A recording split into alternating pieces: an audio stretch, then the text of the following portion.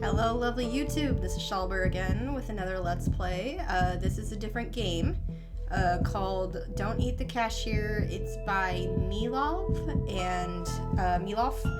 and then I believe some game and art and story is also done by Ave Dementia. Correct me if I'm wrong. I'm just trying to credit everybody where credit is due.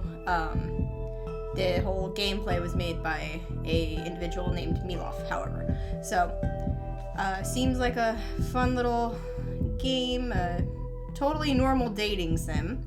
So, seems like an interesting one, so we will see how it goes. Let's get into it.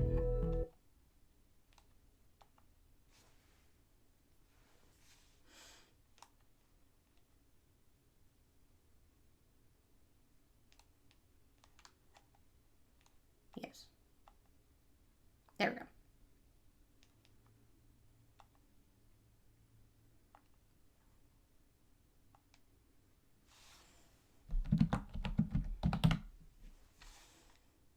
There we go. Name is Shelper. Sometimes I really wonder, how did I end up here?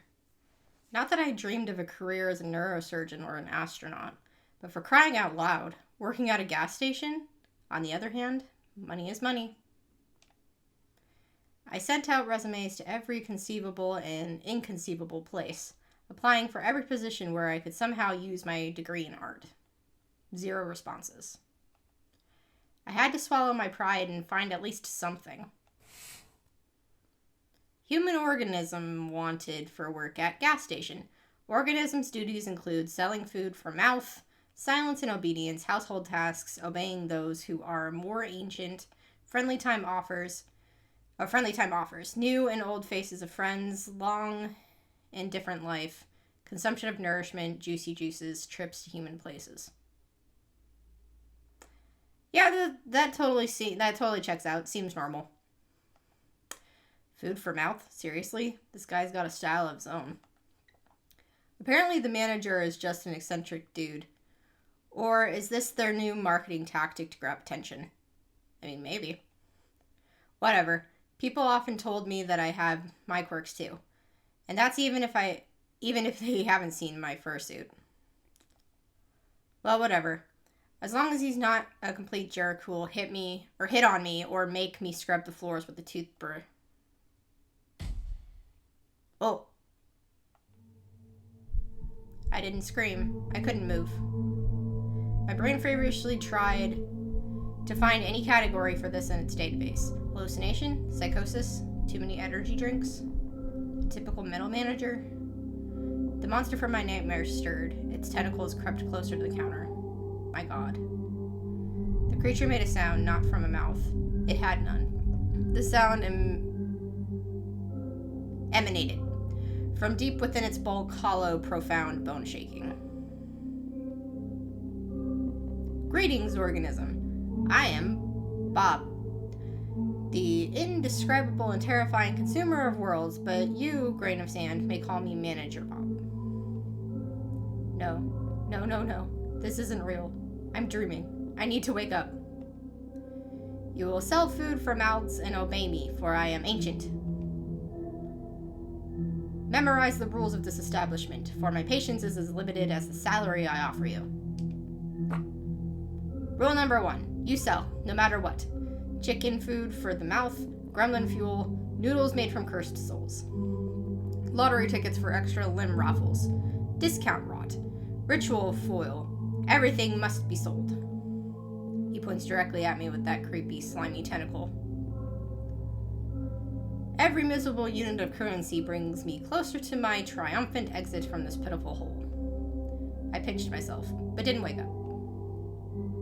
Rule number 2. Be polite to customers. Ignore bald spots in werewolf fur, and watch out for drafts when ectoplasm energetic entities are in the store. What?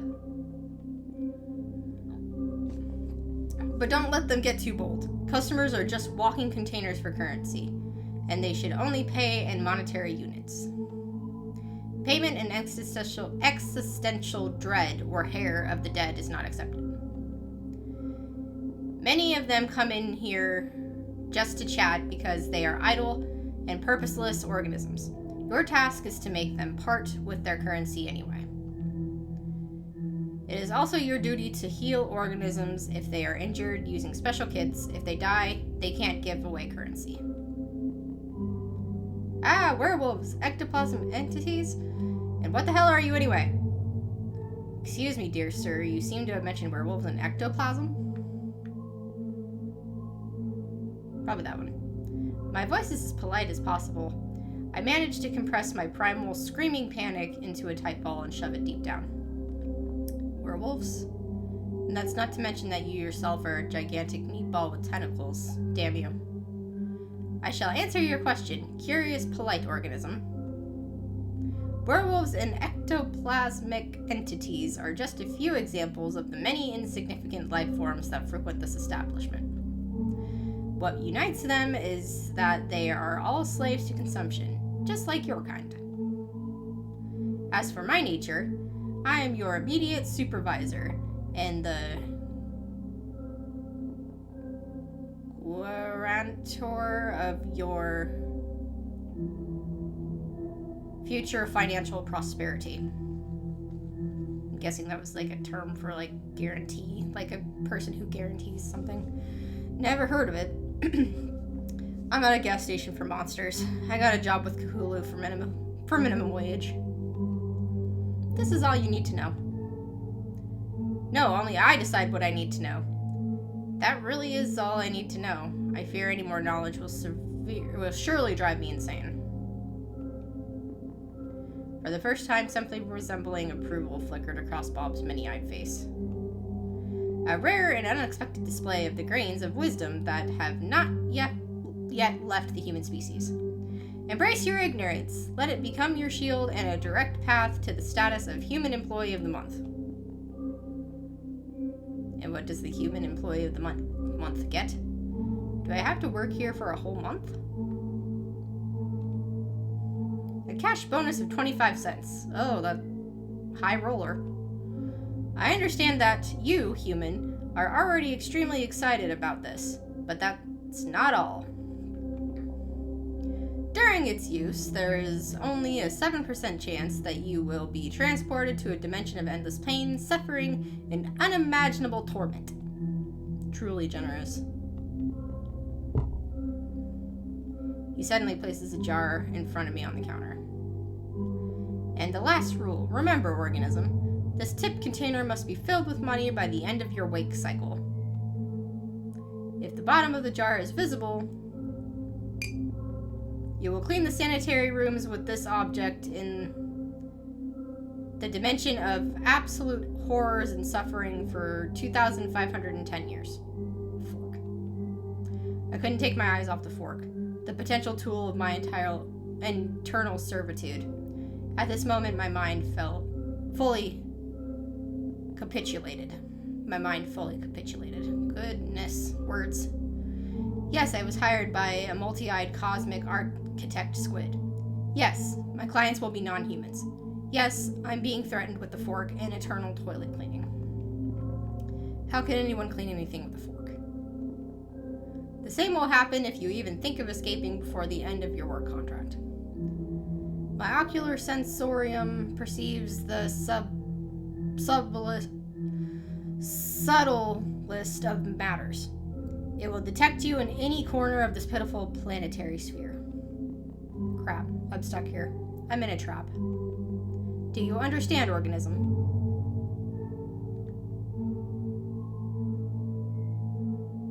I mean, I'm not questioning why I'm not gonna be getting one more year.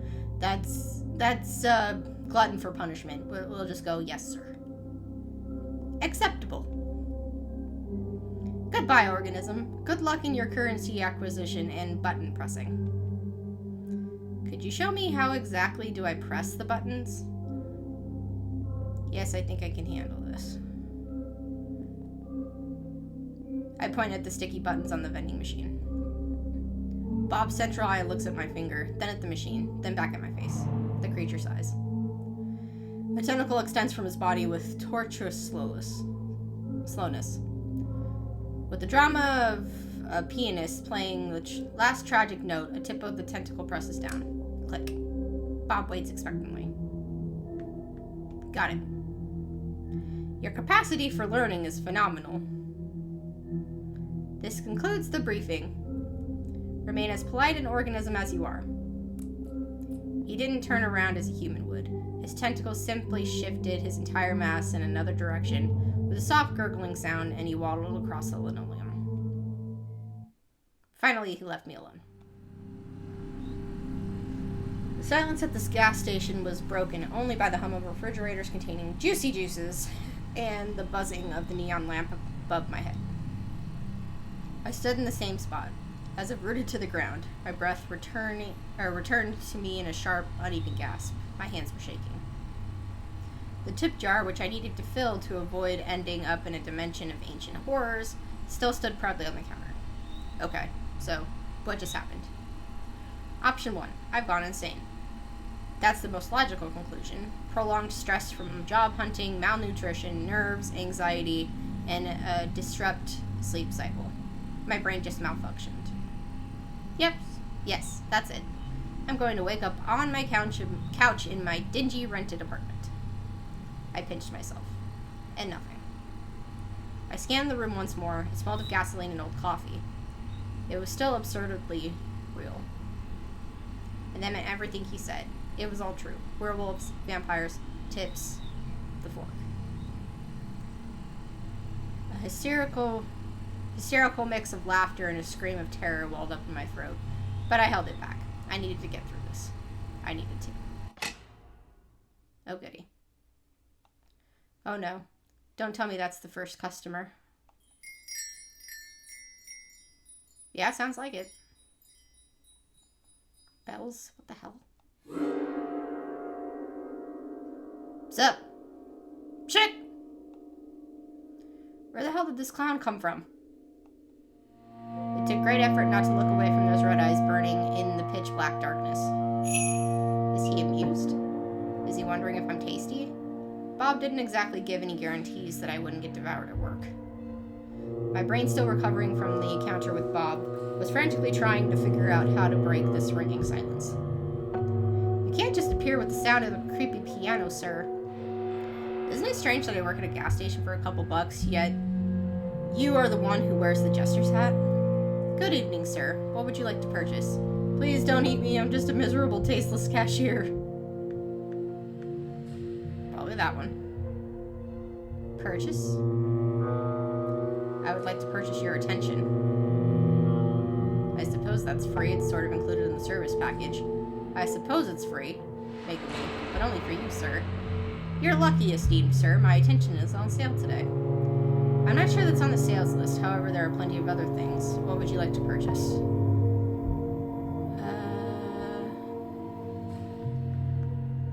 I mean, Bob tells me he has to buy something. Ah, yes. That's why I'm here. Another corner of the universe. Amazingly, people live here too. And they trade as well. Yet, well, there's nothing to be surprised of if you think about it. I expected something more interesting. At least a world of lizards and ancient descendants from Hyperborea battling them. My god, another crazy person with a strange way of speaking. And it seems he's in a mood for a chat. So, what is a beautiful, charming lady like you doing in such a dreadful, dirty island of misfortune? Or rather, what is a place like this doing with such a charming lady as you? Oh wait, where are my manners? I suppose I must introduce myself. I have many names, most of which are not fit to be spoken in the company of such a lovely lady. The nicest I've heard is the Mad King, a title I plan to pass from me to myself for the coming centuries. However, my mortal mother named me Darian. Or Darren? Darren. Now, may I have your hand? Sorry, my mother told me not to offer my hand to strangers or any other parts of me, sir. Oh, your highness.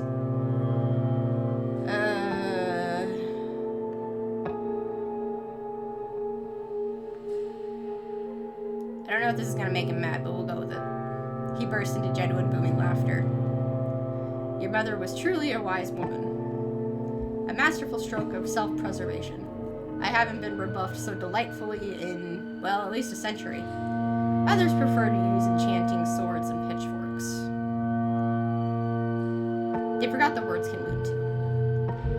Or perhaps I can melt your heart. I have an eternity for that, literally. May I know your name? My name is Shulber. I am also a queen, the queen of the gas station. My name is Shulber, sir. I refuse to reveal my true name. Demons always do terrible things with them. My name is Shulber, but my friends call me Big D, or they would if I had any. My name is Shulber. Ah, my dear Shulber, you are so polite. He seems to savor my name. It sends shivers down my spine. And that politeness again, as dry and bland as the rations I give my soldiers. The most creaky of all the decrees I've signed. And I've signed decrees that require people to weave ropes from sand, just for fun. Mostly fun. Polite people never risk anything. No friends, no enemies. How is that interesting? Imagine how wonderful it would be if we became enemies. Those would be the most interesting few seconds of your life. Or friends. Then it would be a delightful eternity. Or lovers.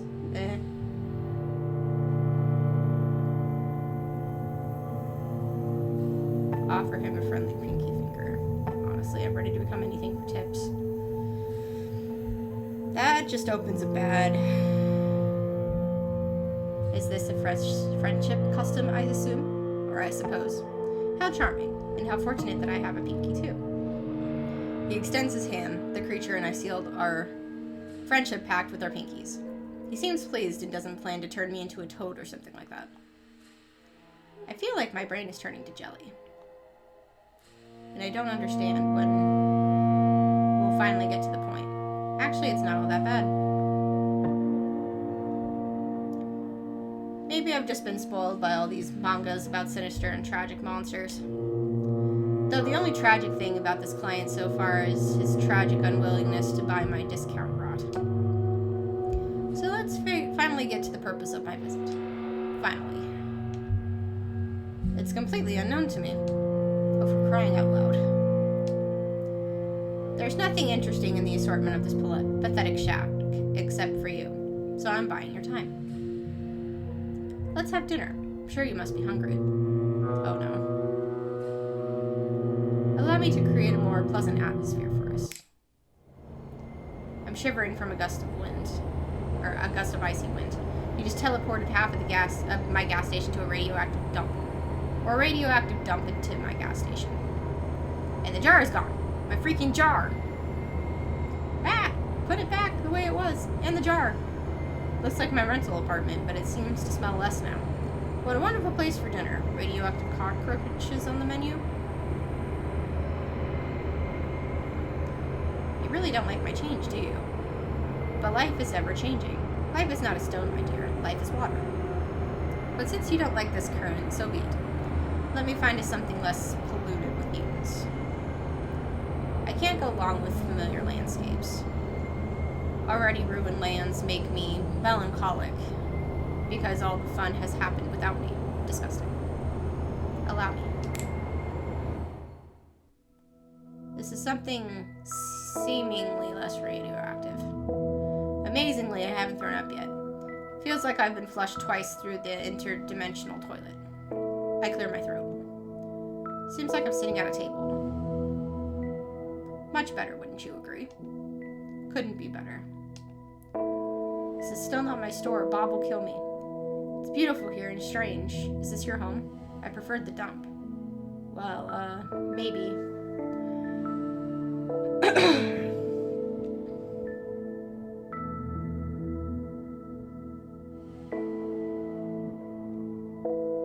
Don't worry, my dear. Time flows differently here. In your cage of capitalism, it's practically at a standstill. No one will disturb us, especially not your evil, beady-eyed squid. Such vile creatures, squids. I really should turn someone into a squid. Or 3 squids. How thrilling. I'm slowly getting used to the landscape. The fireflies here are quite charming. be better without the frog with the human face. Yeah, probably. The frog notices me too. Oh, goody. Yep. It lets out a sad croak and then looks at me with an expression of deep existential despair. See nothing about the frog with the human face. Points at the frog with human face. Who is that? That's Lore, one of the brave souls who dared to challenge my authority. My dear friend, who once walked the path of adventure. However, he didn't foresee the possibility of being turned into a frog on a whim. He even tried to wield the sword with his tiny frog legs. Fought to the end, a true warrior.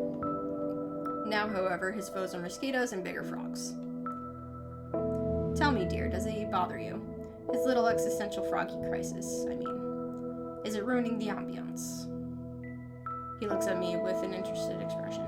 Hold on. I don't want to make a decision yet. What exactly did Lore do? Yes, please disintegrate him. Can you remove him gently? He's suffered enough. I don't mind Lore. No, I want him to watch. Well, that's not weird. What exactly did Lore do? What did this walking sack of manure do, besides try to kill me? Oh, plenty. He swung a sword blazing with righteous fury on some such nonsense. He dared to come to my home, a world born of my shattered mind, and dictate what the natural order should be. Such an audacious, vile creature. He made such repulsive noises, clanking, grumbling, shouting, praying, threatening, moralizing. The last part was the hardest to endure. But as it turns out, holiness doesn't prevent frogification or chairification. I've found various uses for Lore over the years of our friendship. Oh, the fall of the great Lore. The funniest Tuesday of this century. A Tuesday filled with pomp, irony, and croaking. Maybe you should break the spell? Perhaps he learned his lesson. Alright, I guess I'd also turn someone into a frog. Alright, I guess I'd also turn someone who tried to kill me into a frog. Got it. Good. Understanding is the first step. The next is complete misunderstanding. My absolute favorite. Yes. I believe we were discussing the fate of this frog. He looks at me with an interested expression. I don't mind, Lore. You don't mind? Excellent. I think he really sets the tone for the whole clearing, aesthetically. A living monument for the consequences of poor life choices. Lore, did you hear that? The lady grants you a stay of execution. You may continue your pitiful, mosquito-infested existence. So dinner. I'm sure you must be starving. Traveling between realities must be exhausting. This looks strange, but it smells delicious. Meat with honey? And next to the meat, a purple soup, possibly made from a less fortunate cashier. Whether the food is poisoned or not, if I refuse, His Highness might turn me into a frog too. So I pick up a fork from the table. And this is the most delicious thing I've ever tasted. It's 100 times better than these cheap instant noodles I usually buy at supermarkets. Even the fact that I'm currently in some other universe surprisingly doesn't seem to harm my appetite. It seems you enjoy our cuisine. My chefs have always managed to cook well. On these occasions when I noticed it. I assure you, you won't regret this dinner. At least not for the first half hour after the meal. Yes, thank you, you are very kind. This is the best purple goo in my miserable life as a miserable cashier. Why are you doing all this? The dinner, the teleports, all that? Thank you for the food on my plate not staring back at me. I'm merely hospitable. I'm delighted to share a meal with a dear guest who clearly appreciates good food. But I suppose cheap Chinese noodles would make you appreciate anything. Please, eat your fill. And don't hesitate to stash what you don't eat in your pockets. It will give you an exquisite aroma and provide a few interesting, mysterious stains. I poke at the food with my fork and watch the peculiar scenery from the corner of my eye. A silence hangs between us that might even be called cozy, were I under heavy narcotics. What's your favorite animal? Don't ask silly questions. Return to eating. Fewer words, fewer chances of catching a deadly magic projectile or something worse. By the way, how does the meat taste? Oh. Is the human flesh tender enough? Oh, goody. My fork freezes halfway. Vomit. Why the hell is there human flesh on my plate? Swallowing with difficulty. Yes, thank you. Quite tender. Not as tasty as the one I had the day before yesterday. Chew while looking him in the eye. You're the law here. While most ladies would faint or have a fit, you mind your manners. Charming. But don't worry. My little polite marble statue. It's just venison. As far as I can tell by taste, not very intelligent. It's definitely not Timmy, our carpenter, who unexpectedly disappeared near the large kitchen cauldron, perfectly sized to fit in it. Definitely not. I personally issued several decrees related to cannibalism, perhaps even concerning its prohibition, but that's besides the point. I rarely have visitors, and I'd like to tell you about other interesting guests. After all, it's the most fascinating thing I can share with you. For a place where mushrooms with eyes grow, it can be incredibly dull here. Shadows in the clearing thicken and stir. They detach from the gnarled trees, rising up from the ground like black ink and spread across the wall. Dancing and intertwining, they prepare to perform at their master's whim. Behold this incredible crooked castle, my dear. Crooked to the point of absurdity, sadly. In reality, its curves look far more aesthetic, but give the creator some leeway for expressiveness. Many brave and not-so-bright souls have tried to conquer this terrifying, dark, eerie, crooked castle. So many that it became even more crooked. You see, the dreadful monster living there never liked being distracted from its important duties. Terrible important duties, like having long, deep conversations with its own reflection, or concocting recipes with raisins. Ah, what a terrifying monster! So far the scariest thing in this story is the presence of raisins. Listen silently. The monster was a tyrant, a menace. He sowed chaos and disorder, mostly on purpose. He had countless opportunities for creativity and wasn't afraid to use them. He made some people believe they were pigeons, and others that they were brains. He wouldn't allow his best servants to have windows, fearing that the moon and both suns would get envious and want to take them away. And he demanded they seal the gaps in the doors as well. He locked wizards who came to him for magical gifts in a giant laboratory, and promised them power if they invented a kettle that could boil everything except water. Did they eventually invent the kettle? Who won, the pigeons or the grains?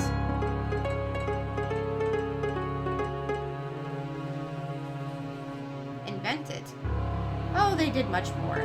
After 11 years of failed prototypes, a few explosions, and chemicals running away on their legs, they succeeded. The kettle could boil even bright memories, but not water. Water would instantly freeze, explode, and file for divorce. I immediately rewarded them with a new invention idea, a cup with a sealed top and without a bottom. Let's see how they handle that. But I digress. But behold, a ray of light in the dark kingdom, the first hero, Sir Loray, the righteous in all his clanging, self-important glory. He took a knee to rest briefly because the weight of his righteousness was bad for the health of his poor back. Following rumors spread by the same monster, he sought his way through the monster's loyal subjects too. By the way, where did he even find them? Most of my subjects are too busy contemplating the color of suspenders for their suspenders, or lamenting their fate. I cherish them in their imperfection. Anyway, it doesn't matter. They were probably the most restless of them. Every story needs minions. In any case, our hero descended into the Grotto of Despair. The Grotto of Tentacles? Imagine the most sinister name you can conjure. grotto of my parents' disappointment in me, the grotto of kidney stones. The grotto of despair sounds right. Indeed, it's a place where one can so wonderfully despair. Let's not get sidetracked. Into the grotto of despair, our hero descended to retrieve an artifact capable of defeating the Monster King. The Ring of Incredible Power. A bit shoddily crafted, but I assure you, it looks more aesthetic in real life. However, the brave king didn't know that the incredible power of the ring lay in its 440-pound weight. That was its only magical property. The most incredible thing about this ring was its incredible stupidity and uselessness. The realization that he had spent weeks of his life on a divinely heavy paperweight, and the suddenly crushing thought that he should have become a baker instead of a hero, just to get some sleep. Well, it broke his poor noble mind. Not that his mind was ever intended for serious burdens. No, the knight. Yes, to hell with you, knight. Nod meaningfully, waiting for him to continue. So, the knight perished. But then, along came Elmer Eagle-Eye. They say he earned his nickname by escaping from an enemy fortress. On the third day of his captivity, he noticed that his prison cell was lacking the fourth wall. An archer of legendary skill was trying to kill me with a precise shot. Constantly. During breakfast, while bathing, at bowls, during sleep, and even while I was devising a plan to get rid of him. The audacity. I hate just killing them. Turning them into bad men is much more fun. And I bestowed a little curse upon the elf as well. I made it so that every time he drew his bowstring, he'd hear the most annoying melody to his ears. Elmer was terribly racist. He hated dwarves. So naturally the melody became the national anthem of the dwarves, playing in a lute by a bagpipe orchestra. The pure rage and provoked derailed his aim every time. Eventually he stormed the castle, dropping his bow, and begged for a job at my court in exchange for changing the song to anything else. He was desperate, and I was a villain. Everything aligned incredibly well. Now he is my royal huntsman. The dwarf march is replaced with the lively elven sea shanty. And let no one dare accuse me of being called callous and heartless. Now he has a salary, good food, clothing, entertainment, and a full guarantee of non-dismemberment. He missed the opportunity to change his dwarf national anthem to dwarf serenades. A happy ending, right? For me, absolutely. I've never had such a good hunter in my life. I never quite figured out where he gets all those species of animals, but no matter. And finally, the witch. And a classic giant hat, under which you could easily fit another witch. She tried a different approach, seduction. She attempted to charm me, to gain my trust, to become my spouse. A fatal miscalculation. She didn't consider the fact that I never trusted big hats, or people, especially when both come hand in hand. And those who wear suspenders and a belt at the same time. A person who doesn't even trust their own pants certainly doesn't earn the trust of His Highness. Then again, I don't trust His Highness either. I don't trust myself, especially the left side of the brain, especially on Thursdays. But back to hats. I hate big hats too. I adore big hats. Hats don't evoke any particular feelings in me. I mean, there is such a thing as too big of a hat. You are my kindred spirit. Those hats are so pretentious, so self-assured. They block the view, get stuck in doorways, and always hint that the wearer is compensating for something. Usually, lack of magical talent, or a pitiful personality, and that's on a good day. You, my dear Shulber, have impeccable taste, in headwear and, consequently, in everything else. It's a scientifically proven fact. Meanwhile, the witch was quite overt in her mysterious intentions, jingling with all her concealed weapons. Why does a witch need so many hidden blades? She must have been very bad at witchery. In any case, she now resides in my dungeon. And you see, I haven't decided what to do with her yet. Her fate is a blank slate, a story yet to be written, so I offer you the pen. I simply adore random choices. Give me yours, Shulber. What punishment benefits her, or befits her? What? Does he really want me to decide what to do with a person? A real person? Can I even save her? It doesn't matter what I choose. Everything here follows his whims anyway. But as long as I play the circus monkey, I have a chance to get out of here alive. Maybe I should just entertain him? Damn. What should I do? I think the craziest thing would be to spare her. No one would expect that. Turn her into a hat, a small one. I refuse to decide her fate.